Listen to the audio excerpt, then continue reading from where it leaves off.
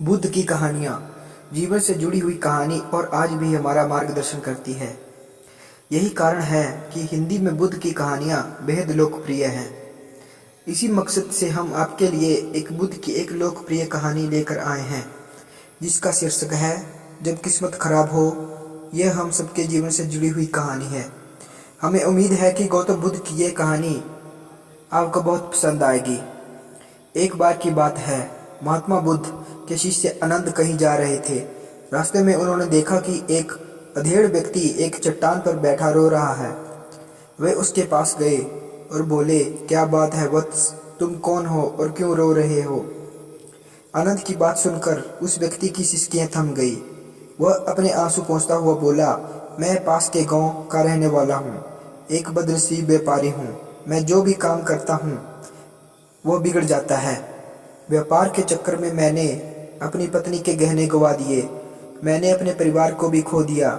मुझे लगता है कि मैं किसी काम का नहीं हूँ, मेरी किस्मत ही खराब है। उसकी बात सुनकर आनंद बोले, किसने कहा कि वत्स की तुम्हारी किस्मत खराब है? जरा मैं भी तो जानूं कि तुम्हारी किस्मत में क्या खराबी है। वह व्यक्ति बोला, पहले तो मैं खेती करता था, पर हर साल उसमें ज़्यादा घाटा होता था। कभी सूखा पड़ जाता था तो कभी ज़्यादा बारिश के कारण फसल बर्बाद हो जाती थी। इससे परेशान होकर मैंने व्यापार करने का निश्चय किया। मैंने पत्नी के गहने बेचकर अपना व्यापार शुरू किया, लेकिन मेरा व्यापार नहीं चला। शुरू में परिवार वालों ने मेरा साथ दिया, लेकिन जैसे जैसे मुझे नुकसान होने लगा, मेरे परिवार वाले भी मुझसे दूर हो गए। मैं यह सब उनके लिए ही कर रहा था, लेकिन वे लोग मुझे देखकर नजरें फेर लेते थे और मुझे ही मेरे परिवार की दुर्दशा का जिम्मेदार ठहराते हैं। उस व्यक्ति ने एक लंबी सी सांस ली और फिर बोला, मेरा एक मित्र है, उसने भी मेरे साथ अपना व्यापार शुरू किया था। उसका व्यापार अच्छा चल रहा है। वह जब भी मेरे घर आता है तो अपनी सफलता की कहानी सुनाता है। उसकी बातें सुनकर मेरे घर वाले भी कहते हैं कि उसे देख और कुछ सीख। हमें तो लगता है कि तेरे बस का कुछ भी नहीं है।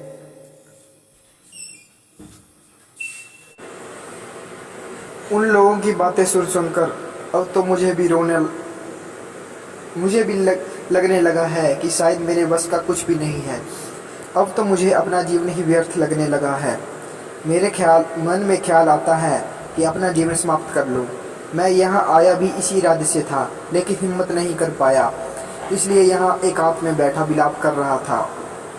आनंद बोले, ओह, तो ये बात है। वैसे तुम इसके अलावा कुछ और भी कहना चाहते हो? उनकी बात सुनकर वह व्यक्ति बोला, एक और मेरा हर काम खराब हो जाता है, दूसरी ओर मेरा मित्र है जो हर समय मुझे नीचा दिखाने का प्रयत्न करता रहता है। मुझे समझ में नहीं आता कि मैं क्या करूं। हाँ, मैं उसकी बातें सुनकर स्वयं दुखी हो जाता हूँ।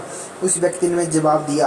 आनंद से पूछा, तुम्हें किस बात का दुख होता है, अपने असफल होने या अपने मित्र के सफल होने का? उनका सवाल था। सवाल सुनकर वह व्यक्ति एक पल के लिए सोच में पड़ गया। फिर वह बोला, अगर सच कहूँ तो मुझे अपने असफल होने का उतना दुख नहीं होता है जितना कि मित्र के सफल होने का होता है। अर्थात यही तुम्हारा मित्र असफल हो जाए तो तुम्हें खुशी होगी? आनंद ने प्रश्न किया। वह व्यक्ति बोला, हाँ, मुझे बहुत खुशी होगी। इसका मतलब है कि तुम्हारी खुशी तुम्हारे मित्र पर निर्भर है। आनंद बोले, अगर वह चाहे तो तुम्हें खुश कर सकता है, और अगर वह चाहे तो तुम्हें दुखी कर सकता है। तुम स्वयं से ना तो खुश हो सकते हो, ना ही दुखी हो सकते हो। अर्थात तुम अपने मित्र के गुलाम हो गए हो, इसलिए तुम्हारा कुछ भी नहीं हो सकता। ऐसा ना कहें। मन ही मन उस व्यक्ति ने हाथ जोड़ दिए। आपकी बातें सुनकर मुझे कुछ आशा बन रही है। ऐसा ना कहें। आनंद बोले, जब हम किसी से आशा बांध लेते हैं तो उस पर निर्भर हो जाते हैं। ऐसे में हमारी खुशी और दुख भी उस पर निर्भर करने लगता है। इससे बेहतर है कि तुम अपने आप से आशा बांधो। जब तुम ऐसा करोगे, साथ ही पूरे जतन से काम करोगे, तो तुम्हें सफलता अवश्य प्राप्त होगी। कहते हुए आनंद ने एक पल के लिए उस व्यक्ति की ओर देखा, फिर अपनी बात आगे बढ़ाई। तुम्हें लगता है तुम्हारा मित्र तुम्हें दुखी करने आता है, पर अगर विचार करो तो वह बातें तो सच्ची ही कहता है। वह अपने संघर्ष और अनुभव की बातें बताता है। तुम उन बातों से बहुत कुछ सीख सकते हो। तुम्हें उसके लिए उसका धन्यवाद करना चाहिए कि तुम्हें घर बैठे कुछ अनुभव मिल रहे हैं। तुम उन अनुभवों का लाभ उठाओ, नई शुरुआत करो, कर्म करते जाओ, हार मत मानो। एक दिन तुम्हें सफलता अवश्य मिलेगी। आज तुम जिसे अपना बुरा वक्त या बुरी किस्मत कह रहे हो, एक दिन यह बदल जाएगी। इसी के साथ तुम्हारे विचार भी बदल जाएंगे। और देखना, जब तुम असफलताओं की बातें बताएगा ताकि तुम उसकी बातें सुनकर भ्रमित हो जाओ, तुम्हारा आत्मविश्वास हिल जाए और तुम गलत निर्णय ले सको। लेकिन उस समय भी तुम्हें अपनी बुद्धि का काम करना होगा। तुम्हारा मित्र जैसे आज तुम्हें दुखी करने आता है, उसी तरह उसमें भी वह तुम्हें दुखी करने आएगा। क्योंकि जिस तरह उसे दुखी देखकर तुम्हें मजा आता है, उसी तरह उसे भी तुम्हें दुखी देखने में उतना ही मजा आता है। वह व्यक्ति बोला, आपने सही कहा, लेकिन मेरा सबसे बड़ा दुख यह है कि मेरे परिवार के लोग भी इसमें शामिल हैं। वास्तव में मैं तो अपने परिवार के लिए अच्छा करना चाहता था, लेकिन वे लोग भी मेरी बात नहीं समझते हैं।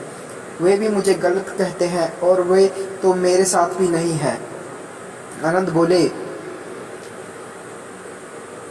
मैं समझ गया, तुम सांत्वना चाहते हो। वास्तव में इस दुनिया में सभी लोग सांत्वना ही चाहते हैं। हम चाहते हैं कि जब भी कुछ करें तो लोग हमारी प्रशंसा करें, लेकिन आमतौर में ऐसा नहीं होता है। इसलिए हम दुखी हो जाते हैं। हमें लगता है कि हमारे मित्र, परिवार वाले सब मतलबी हैं। लेकिन तुम अगर किसी को अपना परिवार मानते हो और उसके लिए कुछ करना चाहते हो, तो तुम्हें ऐसा क्यों लगता है कि तुम दूसरों के लिए कुछ कर रहे हो? वास्तव में तुम अपनी खुशी के लिए कर रहे हो। इसलिए परिवार के लिए कुछ करना वास्तव में अपने लिए ही करना होता है। लेकिन अगर ऐसा करते समय तुम्हें लगता है कि तुम दूसरों के लिए कर रहे हो, तो तुम दुखी रहोगे। और अगर तुम्हें लगता है कि तुम अपने लिए कर रहे हो, तो तुम खुश रहोगे। क्योंकि जब तुम्हें अपने लिए कुछ अच्छा करते हो या करना चाहते हो, तब तुम सांत्वना की जरूरत नहीं पड़ती है। आनंद की बातें सुनकर उस व्यक्ति के चेहरे के भाव बदल गए। वह बोला, आप सही कर रहे हो, मैं समझ गया हूँ। अब तक मेरी किस्मत खराब इसलिए थी क्योंकि वह दूसरों के हाथ में थी। अब मैं अपनी किस्मत को हाथ में रखूँगा। मैं फिर से प्रयत्न करूँगा, पूरे मन से काम करूँगा और जब तक सफलता नहीं मिल जाती, चैन से नहीं बैठूँगा। उस व्यक्ति की बात सुनकर आनंद मुस्कुराए और एक छोटी सी डिबिया लेते हुए बोले, इस डिबिया को हमेशा अपने पास रखना। इसमें एक ऐसा राज है जो तुम्हें बड़े से बड़े दुख से भी बाहर निकाल लेगा। लेकिन इसे तभी खोलना जब तुम्हारे जीवन में कोई रास्ता ना सुझाई दे और तुम्हें लगे कि सब व्यर्थ है। यह दुनिया व्यर्थ है और यहाँ रहना भी व्यर्थ है। उस व्यक्ति ने आनंद को धन्यवाद दिया और डिबिया को लेकर चला गया। उसने नए उत्साह के साथ फिर से अपना व्यापार आरंभ किया। उसका व्यापार चल निकला। अपनी मेहनत और लगन के बल पर एक बड़ा व्यापारी बन गया। परिवार वाले भी उसके साथ आ गए। उसका जीवन हंसी खुशी बीतने लगा। वह अपने भूतकाल का रोना छोड़ चुका था। वह भविष्य काल की चिंता नहीं करता था। वह अपने वर्तमान को सुधारने में लगा रहता था और जो कुछ भी वह करता था वह अपने लिए करता था, अपनों के लिए करता था। इसलिए वह प्रसन्न था। उसके लिए जीवन में अब कोई दुख नहीं था। लेकिन वक्त हमेशा एक जैसा नहीं रहता है, वह बदलता है। उसके जीवन में बदलाव आया। एक दिन उसके राज्य पर पड़ोसी राजा ने चढ़ाई कर दी। उसने एक राज्य पर अपना कब्जा कर लिया। उसके सैनिकों ने चारों ओर लूटमार मचा दी। उन्होंने व्यापारी का सारा धन लूट लिया।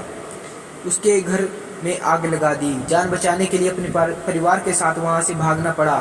वह व्यक्ति अपने परिवार के साथ कई दिनों तक इधर उधर भटकता रहा। वह दाने दाने का मोहताज हो गया। उसका बच्चा बीमार हो गया। इलाज के अभाव में वह तड़पने लगा।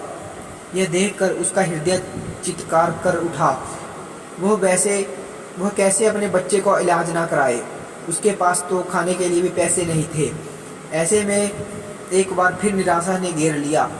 उसे लगने लगा कि उसका जीवन व्यर्थ है, सारी दुनिया व्यर्थ है। किसी भी बात का कोई मतलब नहीं है। भले ही आप जीवन में कितना भी कुछ कर लो, कितनी भी सफलता हासिल कर लो, पर अंततः यह जीवन समाप्त ही होता है।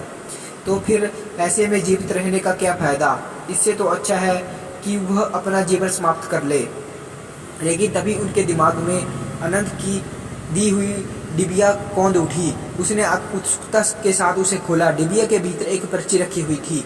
पर्ची पर कुछ लिखा हुआ था। उसे पढ़कर उसकी आंखों के आगे निराशा का अंधेरा छट गया। वह मुस्कुरा पड़ा। पर्ची पर लिखा हुआ था, यह समय भी बीत जाएगा। उसने डिबिया को अपनी मुट्ठी में भींच लिया और एक नई शुरुआत के लिए उठ खड़ा हुआ। दोस्तों, अगर आप भी ऐसी परिस्थिति से गुजर रहे हैं तो निराश ना हो। अपने अतीत पर शोक मत करें, ना ही भविष्य की चिंता करें। अपने वर्तमान को जिएं और उससे बेहतर बनाने के लिए सच्चे मन से प्रयत्न करें। यकीन माने, जल्दी ही आपकी किस्मत भी बदलने वाली है। धन्यवाद।